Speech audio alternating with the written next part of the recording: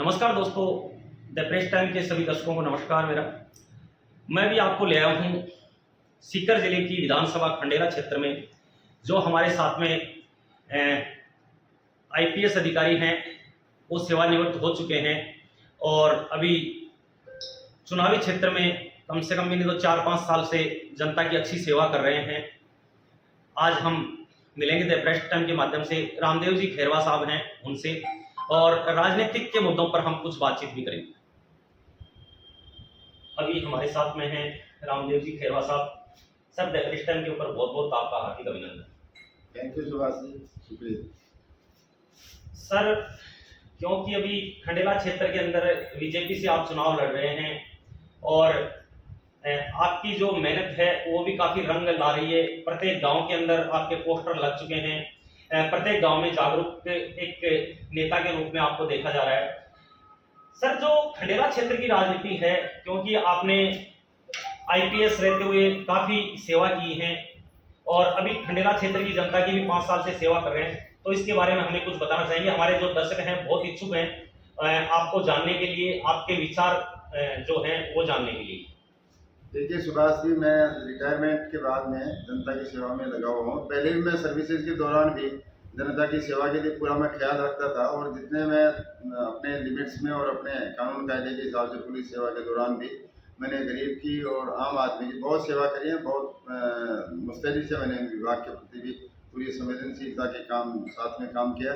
इसकी वजह से मुझे राष्ट्रपति पुलिस पदक भी मिला और कई मेरे को सराहनीय सेवाओं के लिए मेरे को कई प्रशंसा पत्र काफ़ी मिले हैं और मैं लगातार आज भी जनता की सेवा के बीच में रहता हूँ। हमेशा उनका अच्छा काम करने की सोचता हूँ और मेरा हमेशा से मैंने सकारात्मक राजनीति की जो शुरुआत है मेरे सकारात्मक दृष्टिकोण से ही रही है और आज भी मैं सकारात्मक और अच्छे काम के लिए बिना किसी भेदभाव के पारदर्शी ईमानदारी के तरीके से मैं काम करने की चेष्टा करता हूँ और करता रहूँगा। सर, खंडेला क्षेत्र के अंदर आज एक ही इंसान 40 सालों से, यहाँ के जो वर्तमान विधायक हैं 40 सालों से राजनीति करते आ रहे हैं, अभी तक कोई फेर बदल नहीं हुआ, कोई बदलाव नहीं हुआ क्षेत्र के अंदर। तो अभी आप यदि चुन के आते हैं तो क्या क्या बदलाव चाहते हैं? देखिए, ये खंडेला का दुर्भाग्य है कि यहाँ पर इतने लंबे समय तक वो माननीय विधायक महोदय काफ़ी पदों पे हो रह लिए, लेकिन जनता का खंडेला कितना विकास किया ये तो खंडेला का हर आदमी जानता है, हर नागरिक जानता है। कहाँ आज जो खंडेला में समस्या है, सबसे मोटी समस्या है ड्रिंकिंग वाटर की, पीने के पानी की समस्या है, भ्रष्टाचार की भयंकर समस्या है। किसी भी दफ्तर में आप चले जाइए, चाहे नगर पालिका हो, पंचायत समिति हो, तहसील हो, थाना हो, एसडीओ ऑफिस हो, बिना पैसे कहीं कोई काम संभव ही नहीं है। ये बड़ा दुर्भाग्यपूर्ण स्थिति है कि जनता का सेवक कोई इस बाबत अमल नहीं करते हैं और वो किसी जनता को राहत देने का काम नहीं करते हैं। तो ऐसे में मेरा तो ये प्रयास रहेगा कि यदि मेरे को जनता मौका देती है और मुझे विधानसभा में भेजने का अवसर प्रदान करती है तो मैं बिल्कुल ट्रांसपेरेंट तरीके से बड़े सकारात्मक सोच के साथ में सबको साथ लेकर के अच्छा काम करूंगा और बिल्कुल न्यायोचित काम करूंगा और भ्रष्टाचार मुक्त शासन देने का पूरा प्रयास रहेगा। पारदर्शी और पूरी मेहनत के साथ में, पूरी लगन निष्ठा के साथ में काम करूंगा। सर, आप पुलिस के अंदर रहे हैं, आपकी छवि एक बहुत ईमानदार अफसर के रूप में रही है।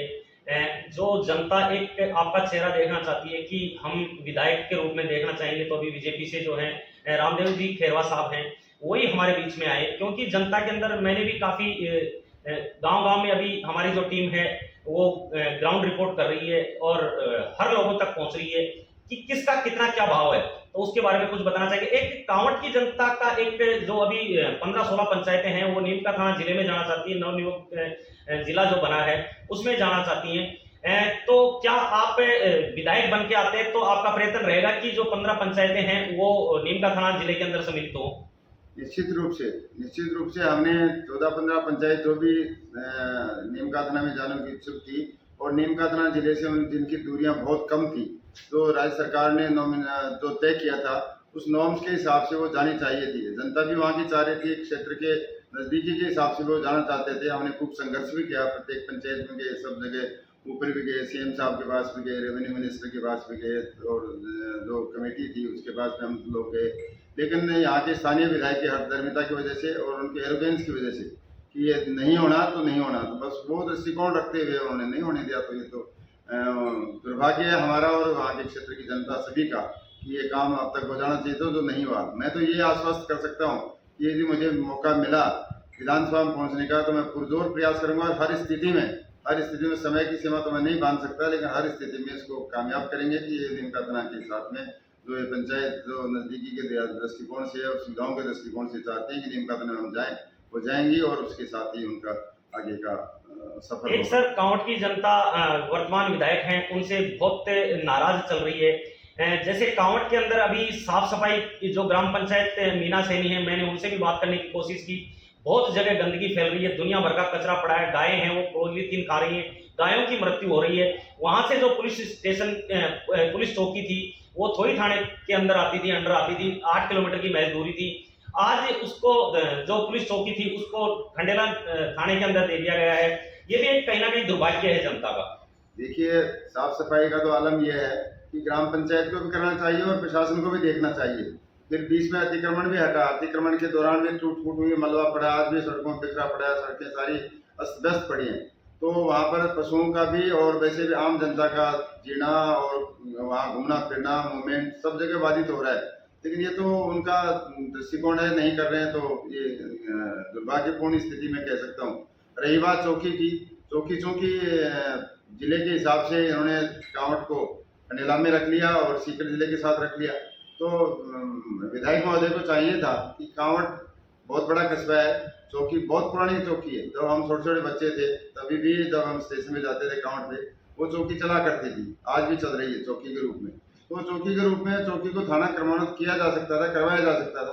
वो इच्छा शक्ति की बात है, वो चाहते तो अब तक हो जाता है, और हो जाता तो जनता को, आसपास के क्षेत्र के सभी ग्रामीणों को, सबको उसका फायदा मिलता। ये होना चाहिए था, पर ये नहीं हुआ।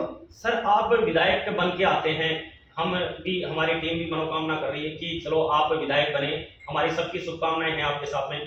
आप विधायक बन के आते हैं तो सर कांवड़ को क्या आप पुलिस थाना दे पाएंगे? बिल्कुल, कांवड़ को पुलिस थाना, हर स्थिति में पुलिस थाना मिलेगा। कांवड़ को तहसीलें मिलेगी, नगर पालिका भी मिलेगी, एसपी ऑफिस भी मिलेगा, सरकारी कॉलेज भी मिलेगी, स्टेडियम भी मिलेगा।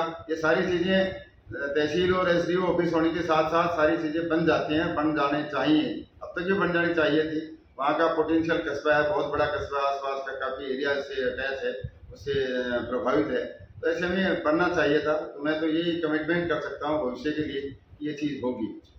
सर कल मैडम ने भी, आपकी जो अर्धांगिनी है उन्होंने भी कल बीजेपी ज्वाइनिंग की है, उनके बारे में कुछ बताएंगे आप? मेरी धर्मपत्नी 4 बार पंचायती राज संस्थाओं का प्रतिनिधित्व कर चुकी है, जिला परिषद मेंबर रही, पंचायत समिति की भी 3 बार मेंबर रही, उप प्रधान भी रही है। यहाँ के सबसे शुरुआत हमने करी थी।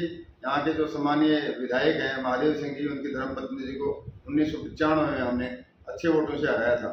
और चौथा चुनाव यहाँ के दिग्गज नेता थे सम्मानीय हनुमान सिंह जी आर्य, उनकी धर्मपत्नी जी को हमने निवाड़ा से हराया, और उनके दोनों के क्षेत्रों से हमने हराया। तो ये खुशी की बात है, जनता का जो प्यार मोहब्बत और जो विश्वास है हमारे में, अटूट विश्वास है, उसकी वजह से हम सफल हुए हैं। और कल भाजपा में मेरी पत्नी विधिवत रूप से हुई है, तो मुझे खुशी है कि पार्टी ने हमें सम्मान दिया और हमें स्नेह और विश्वास दिया।